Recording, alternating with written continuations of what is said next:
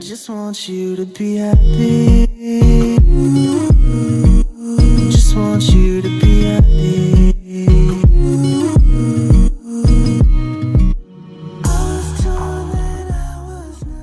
Happy?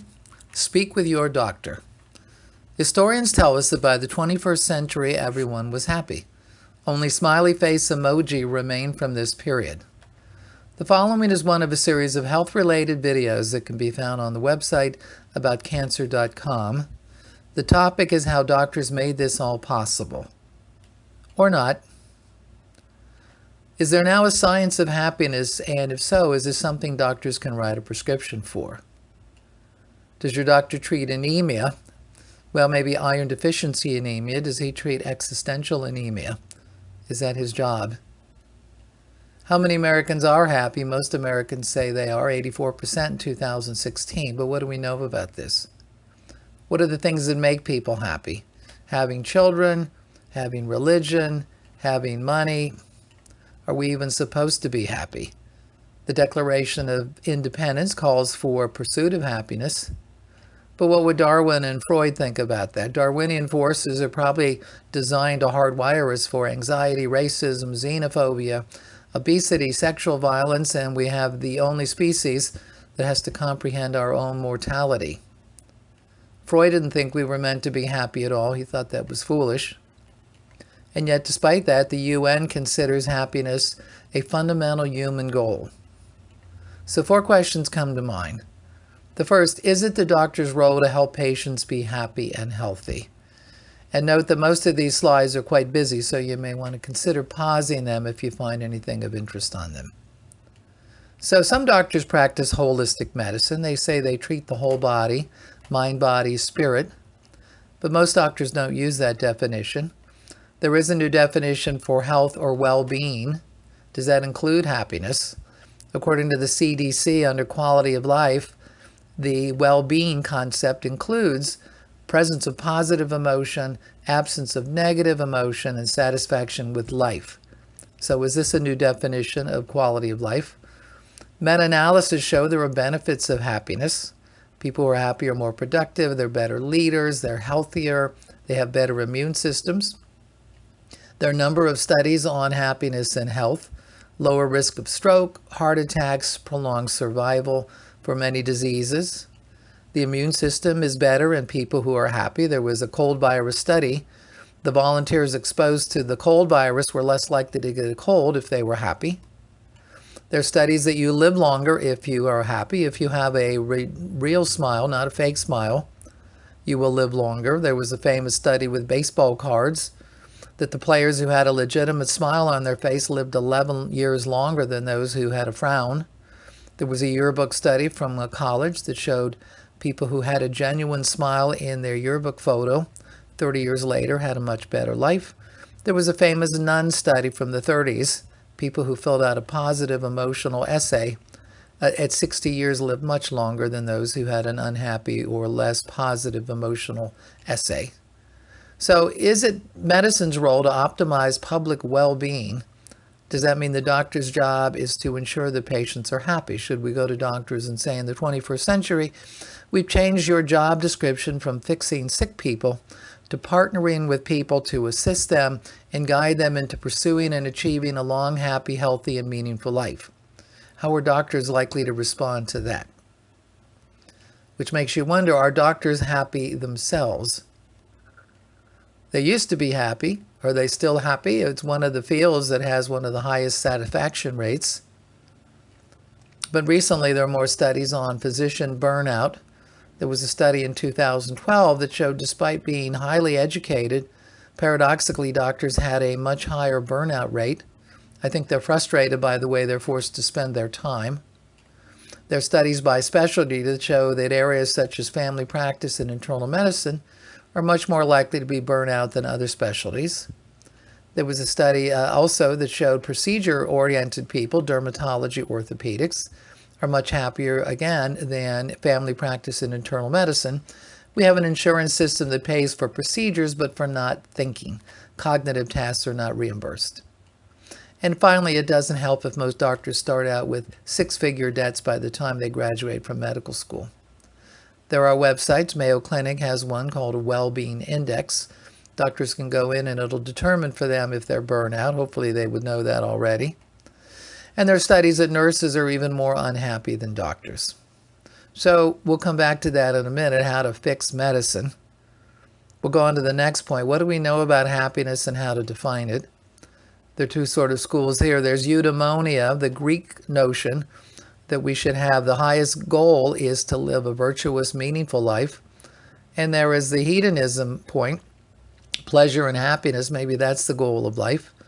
American pop culture would favor hedonic pleasure. But subjective well-being, if you want to be scientific, would look at high positive mood, low negative mood, and high life satisfaction. And if you use these kind of definitions and study happiness around the world, almost every country says that's important to them to be happy. There's a World Happiness Report that comes out every year. If you look at the 2017 report, the happiest countries typically are the Scandinavian countries. And this is correlated, as you would guess, with the countries that have high GDP income, social support, health life expectancy, and a generous country, and low levels of government corruption. If you look at the United States, happiness has been drifting down over the last 10 years. And this correlates with decreasing public trust and increasing economic disparity. If you say, well, maybe I should move to a happier country, how does that work out? Well, suicide rates paradoxically are higher in happy countries. So in fact, it may be dangerous to be unhappy when everyone else is happy, which is exactly why Facebook makes you crazy. Happiness is relative. There's an old joke that says the amount of money to be happy is 25% more than your brother-in-law makes. And finally, if you are going to give advice on happiness, what would it be? Well, if you're looking for sources of information, there are hundreds of thousands of books on topics related to happiness. If you look at the subject of self-help, there are over 700,000 books on Amazon. If each book has just 10 tips, that's 7 million tips on how to be happy. So I've limited down my recommendations to my 6 favorite happiness gurus that you can find on the internet. Again, these pages are quite dense. You may want to pause this or print this page. But I would recommend you Google these 6 people, who are my preference.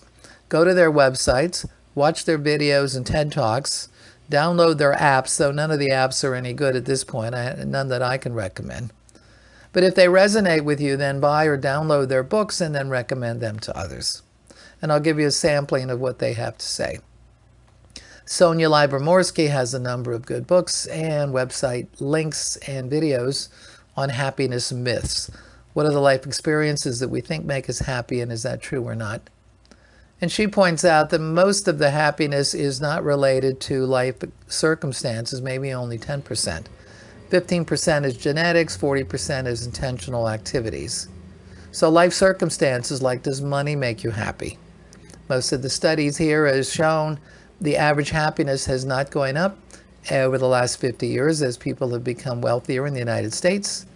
Same topic on very happy, that's remained flat despite the increasing income.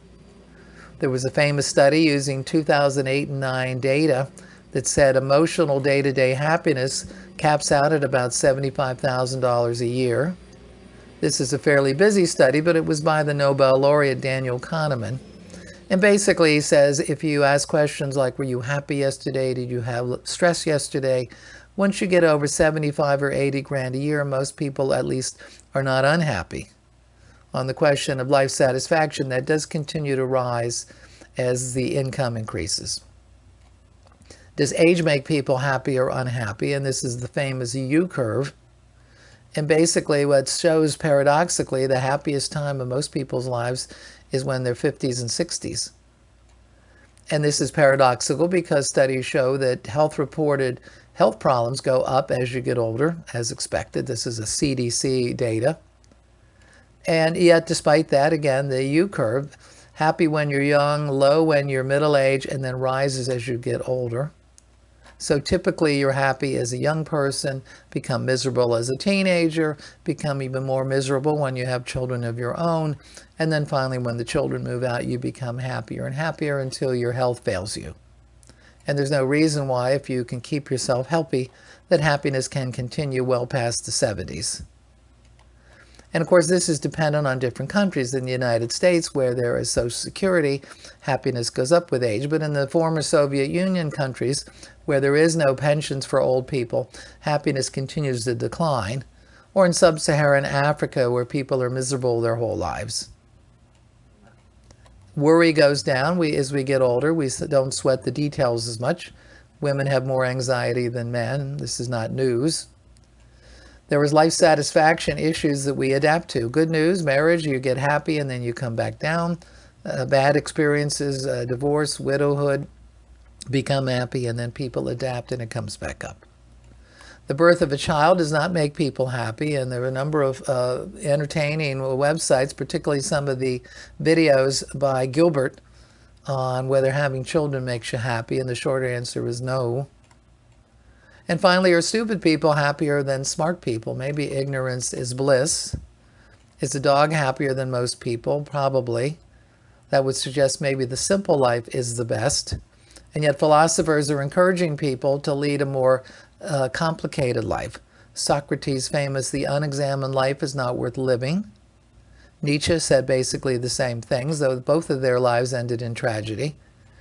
Maslow had his famous hierarchy of needs, that once you meet your basic needs, that you should go on to self-actualization, reach your full potential, or even higher, self-transcendence. Look for higher goals even outside yourself in altruism and spirituality. Is that what we should encourage? And so you could say, well, the simple formula for happiness is reality divided by expectations. Should you distort reality and lower your expectations, or can you improve reality and modify your expectations?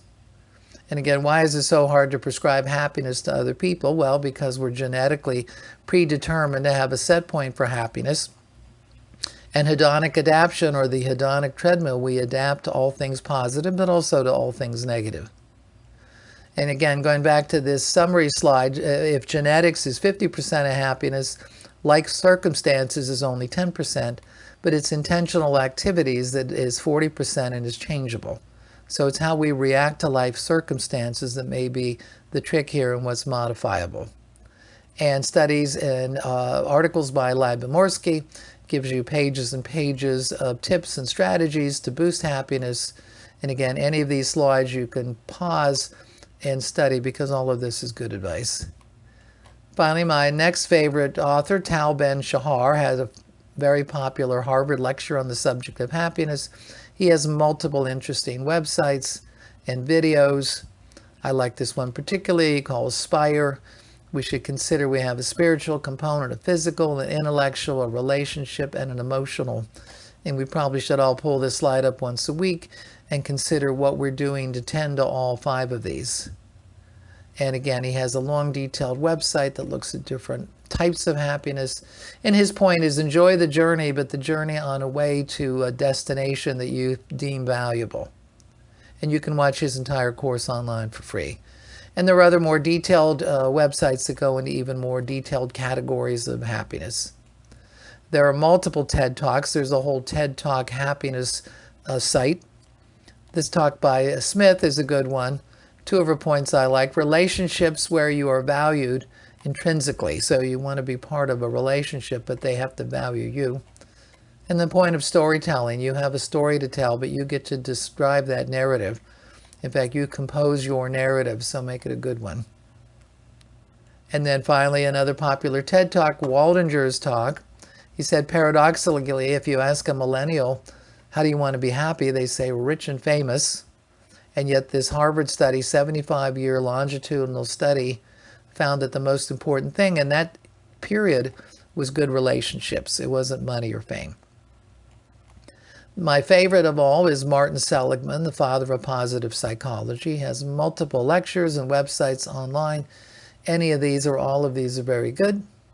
He promotes something he calls PERMA, positive emotion, engagement or flow in some activity, good relationships, meaning and purpose in life, something future-oriented, and a sense of achievement or accomplishment. And he makes the point that all 5 of these elements are important, are teachable, and we all value them somewhat differently. He also categorizes people into 3 types of groups. One would be people who have a pleasant life. They're emphasizing hedonic pleasure. People who have what he calls a good life, they find their signature strengths and recraft their life to accomplish something. And even better, the meaningful life, people who determine their signature strengths and do something even larger than themselves. And when he compare these categories with the overall concept of are you satisfied with your life, the thing that correlates best of all is people who've led a meaningful life, or at least a life of engagement. People who live a life of just simple pleasure tend to be less likely to say that they're satisfied the way their life worked out. And again, he has multiple other interesting websites. He has a set that uses the language or the words that people use on social media that you can use to determine whether they really are happy or not.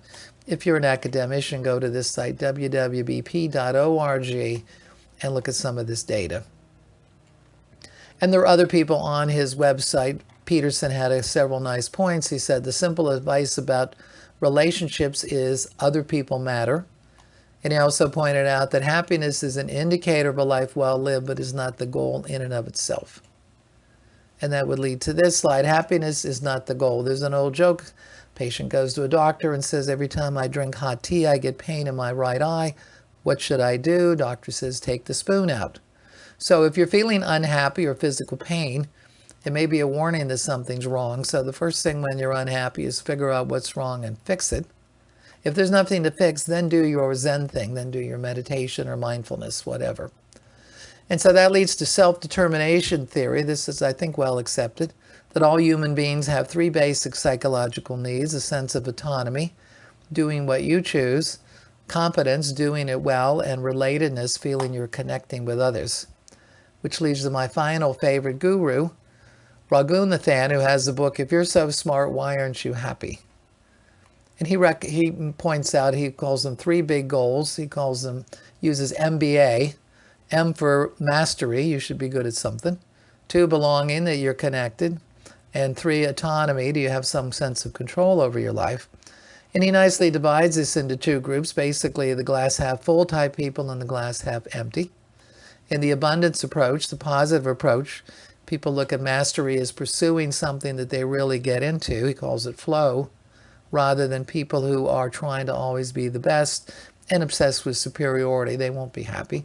Belonging, the people who enjoy the fact that they have a group that they can contribute to and give love and affection, they'll be happy. But the people who look at belonging as why aren't I getting enough attention or love from other people, they'll be unhappy.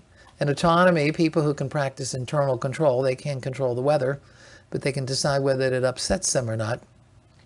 They will be happy, but people who focus on external control and think they should be able to control everything will be unhappy. If you're on the right-hand side of this table, you want to move to the left-hand side. If you don't know how to do that, then get his book and see if you can take the exercises and see if you can move over. And then finally, Dr. Miller's take on the subject of happiness. I would quickly mention 5 things.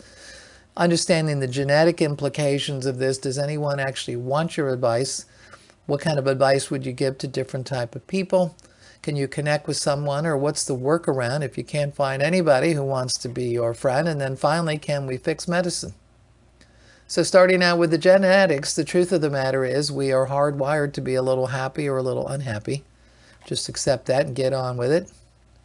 There are the Miller classification of people that would describe the simple people. Their motto is, I'd rather be fishing. They don't need your advice. They won't take your advice. There are shallow people. Their motto is whoever has the most toys at the end wins. They may need advice, but they won't take it. And then finally, serious people who at least wonder if there was something more to life. That group you could help. Finally, good advice, I think, grow past narcissism, particularly in a world of selfies. Avoid materialism, or as Oscar Wilde would say, you don't want to be a man who knows the price of everything, but the value of nothing. Don't be that guy. I like the notion of discover a truth and share it. Picasso said, the meaning of life is to find your gift. The purpose of life is to give it away. If you speak to young people or give commencement speeches, I always like this sign. Some people make things happen. Some people watch things happen. Some people say, what's happening? Most people are on the two right-hand groups. You want to move people to the left. When you suggest that, most people will demur and say, I'm not that smart, I'm not qualified. How do you encourage them? Well, we used to group people by intelligence. This is no longer popular. But there is different intelligence. I like the notion that we are all idiot savants, that even the most simple person has some area of genius or strength. We need to help them find it or encourage them to find it. And even the brightest person has large areas of stupid. So finally, there are people who are in fact stupid, and what do you do that for them? Well, my advice is you simply say, just keep watching TV. Most of that stuff is real. And also, unless you're the most successful person in your family, do not go on Facebook. Advice for smart people, well, they can't hide from the reality. We live in a world with gross inequality and senseless tragedy. Oh yeah, and you're also dying. So now some people cope with that with religion. For people who are more secular, Christopher Hitchens was a well-known outspoken atheist. He talked about himself saying most admirable quality was a sense of the absurd. So the world doesn't make sense. Don't keep looking for it to make sense. And then finally, an appreciation for irony. You can either laugh or cry at the world, which leads to the notion of developing a sense of humor. And there are hundreds and hundreds of good quotes on the importance of the sense of humor. And so finally, how about finding someone who would notice if you were dead? So first choice would be family and friends, though even Epicurus favored friends over romantic relationships. So unless you're part of the Walton family, this may not work for you. So plan B, best chance of finding someone is get a rescue dog. If that's too much, get a turtle. And if even that's too much for you and you're somewhere on the spectrum, you may simply say the most probable solution is to get a robot. And they actually sell robotic cats. It's called a companion cat that patients who have dementia benefit from. And this may sound ridiculous, of course, but we've been practicing anthropomorphic personification for millennia. And so the scene in Tom Hanks' movie where he befriends a soccer ball, or the movie where when Phoenix falls in love with his operating system on his phone. Again, this sounds preposterous, but for many people, the notion that they will only be happy if they find a perfect life partner or have a great family, that may be harmful. There may be other solutions for being connected in the future. Then finally, can we fix medicine so doctors and nurses are happy again? Well, we could assume these are people who have the eudaimonia sense of life of meaning. We can assume they want to feel competent, have control, and have time to be connected to family or friends. So the solution, stop making them waste their time typing into a computer. And are computers making doctors smarter and happy? No, the studies show doctors are wasting way too much time, and I do have videos on this already. And finally, is there a solution? How do you fix that? And again, I also have videos on this subject about how human adaptability has been growing linearly, and yet information technology is growing exponentially. I would recommend Thomas Friedman's new book. He points out that the train has now left and we've all fallen behind. And he recommends building a bridge to help all of us get back on that information technology. And he has specific recommendations, how he calls it using artificial intelligence to turn that into intelligence assistance. So I would recommend hospital administrators and EMR people who make electronic records read this book and fix it. But finally, there will be other social problems that doctors are going to have to confront. Physician-assisted suicide and recreational marijuana were all legalized last year in California. There's going to be tremendous impact. And so finally, can doctors prescribe happiness? Well, for a patient, the answer is probably no. You have to make yourself happy. Can they make themselves happy? Yes, but it may require work. And then can they make society happier better? And the answer is maybe, but only if they have this sense of obligation. The old term noblesse oblige. So I would take the old quote, the only thing necessary for the triumph of evil is for good men to do nothing, from Edmund Burke, and change that to, or intelligent people to say nothing. So we need doctors and other educated people to become 21st century social philosophers and public intellectuals and lead, or at least engage in a conversation about what it means to flourish in the 21st century. And remember, the goal is not to feel happy, but to actually be happy because you're enjoying every day as you journey towards a meaningful life. This and other videos can be found on the website aboutcancer.com or on my YouTube channel as noted.